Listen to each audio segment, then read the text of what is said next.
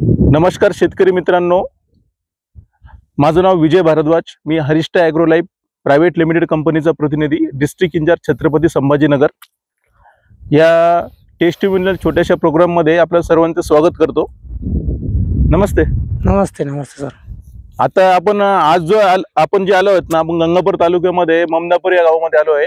इथले प्रगतशील शेतकरी आहेत आलिमभाई। त्यांचा सदरील जो प्लॉट आहे, खरबूज प्लॉट हा 1 एकरचा प्लॉट आहे पूर्ण। तर आलिमभाई, आपली सर्वात अगोदर जी भेट झाली होती, हो तुम्ही व्हॉट्सअप ग्रुपवरून आमचा नंबर घेतला होता, तुम्ही आम्हाला कॉल केला होता। हो त्यावेळेस तुम्हाला टरबूजची लागवड करायची होती, बरोबर आहे का?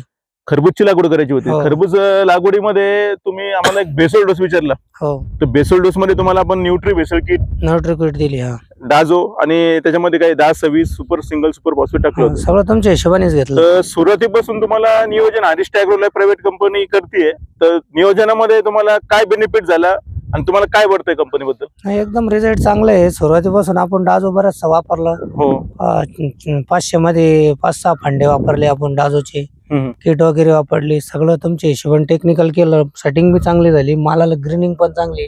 आतापर्यंत शेवटपर्यंत प्लॉट 2 महिन्यात झाला। भुरी नाही, डावणी नाही, काहीच अटॅक नाही। केमिकल पण ज्यादा मारल्याने गेलं। केमिकल पण आपण जास्त वापरलेलं नाही, आपण वापरलं नाही। कीटकनाशकाच्या फक्त आपल्या 1 का 2च फवारण्या झालेल्या आहेत। असं कष्ट बी लय नाही वाटले का? लय कष्ट केले आपण, लय फवारण्या मारल्या, लय वॉटर सोलर सोडलं, लय कष्ट केले। असे मीडियम कष्ट राहिले, एकदम हलक्या हाताने। मालाची साईज पण चांगली झाली। 1 किलोच्या साईज मध्ये चांगला माल आहे, एकदम फांडा साईज एकदम जबरदस्त बनती आहे। सेटिंग पण जवळ झालेली आहे। शेतकरी मित्रांनो तुम्ही बघू शकता, सेटिंग पण एकदम जवळ सगळे फळ लागलेले आहेत तुमचे। एकदम चांगली कंपनी आहे, ब्रँड मटेरियल आहे सगळं। आपण आता तुम्ही डाजो नावाचं एक प्रोडक्ट वापरलेलं आहे, डाजो बद्दल काय प्रतिक्रिया द्याल तुम्ही? काय त्याचे कसे रिझल्ट वाटले तुम्हाला? लय खतरनाक आहे डाजो, इतकं खतरनाक आहे, काय पुढे घेऊन काय नाही, काय जादू आहे त्याच्यामध्ये कंपनीचं। लय खतरनाक डाजो आहे, एकदम एक नंबर डाजो आहे। डाजो ते सोडल्यावर माल असा गुंगतो ना, नुसतं धापाच बिंगतो माल। संध्याकाळी सोडलं का रात्री सकाळी अलगच दिसतो प्लॉट।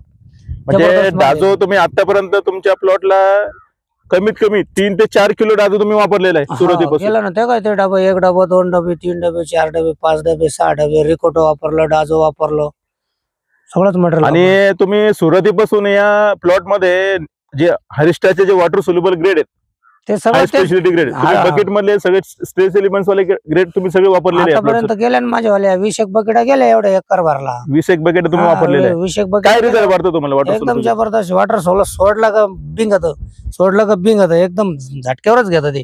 असं लोकल नाही, ते भुसकट नाही, चांगलं आहे, ब्रँड आहे, मस्त ब्रँड आहे।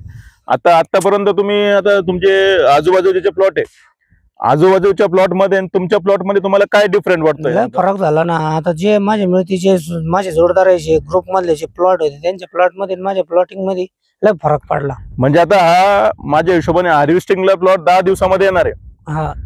हार्वेस्टिंगला 10 दिवस असून सुद्धा एकदम प्लॉट मध्ये ग्रीनरी आहे, कुठल्या प्रकारची डावणी भुरी कुठल्याच नाहीये, अजून पण प्लॉट कंडिशन मध्ये एकदम हिरवागार कंडिशन मध्ये। आणि हा माल तुमचा जो जुना माल आहे सेट होता, नवीन माल पण तुमचा सेट होतोय? नवीन पण सेटिंग बरीच झाली, नवीन पण साईजला घ्यायला लागलं, नवीन मालाची पण तुमची साईज बनतीये। सुरुवातीपासून शेवटपर्यंत तेच वापरलं आपण, दुसरं काही फॉलो केलंच नाही। कंपल्सरी साहेबालाच फॉलो करत राहिलो आपण। तुम्ही आता हरिष्ठा ॲग्रोलाइफ प्रायव्हेट लिमिटेड ते तुम्हाला पूर्वीपासून मार्गदर्शन करताय, त्यांच्या मॅनेजमेंट बद्दल तुमचा काय विचार आहे? म्हणजे कसं मार्गदर्शन केलं? नाही, एकदम छान आहे, एकदम छान आहे, एकदम स्टँडर्ड आहे, काही अडचण नाही, काहीच अडचण नाही। हे जे बी शेतकरी वापरणार त्याचं कल्याणच होणार। तुम्हाला कंपनीकडून पाणी व्यवस्थापन कसं केलं पाहिजे, कीड व्यवस्थापन कसं केलं पाहिजे, फवारण्याचे शेड्यूल कसं, हे सगळं बाबींचा विचार करून तुम्हाला माहिती स्टेप बाय स्टेपच दिलं। सकाळी 10च्या आत फवारणी करायची, पाणी बी दिवसा द्यायचं, रात्री पाणी द्यायचं नाही, रात्री फवारायचं नाही, दिवसाच फवारायचं। 10च्या आतमध्ये पाणी बी दिवसात द्यायचं, दररोज द्यायचं, 1-1, 1.5, 2 घंटा। स्टेप बाय स्टेप मस्त नियोजन चाललं, मस्त नियोजन, जास्त मेहनत करायचं काम पडलं। आतापर्यंत आपण जे केलं तुमचा फंडाच अलग होता। बरोबर आहे। आतापर्यंत आपण जे बी वापरलं दुसऱ्या कंपनीचं बी, त्यांच्या फंड्यामध्ये तुमच्या फंड्यामध्ये लय चेंजिंग झालं, चेंजिंग आहे, मार्गदर्शनामध्ये तुम्हाला फरक वाटलेला आहे। ठीक आहे साहेब, तुमच्या समाधानामध्येच आमचं समाधान आहे। धन्यवाद। धन्यवाद साहेब।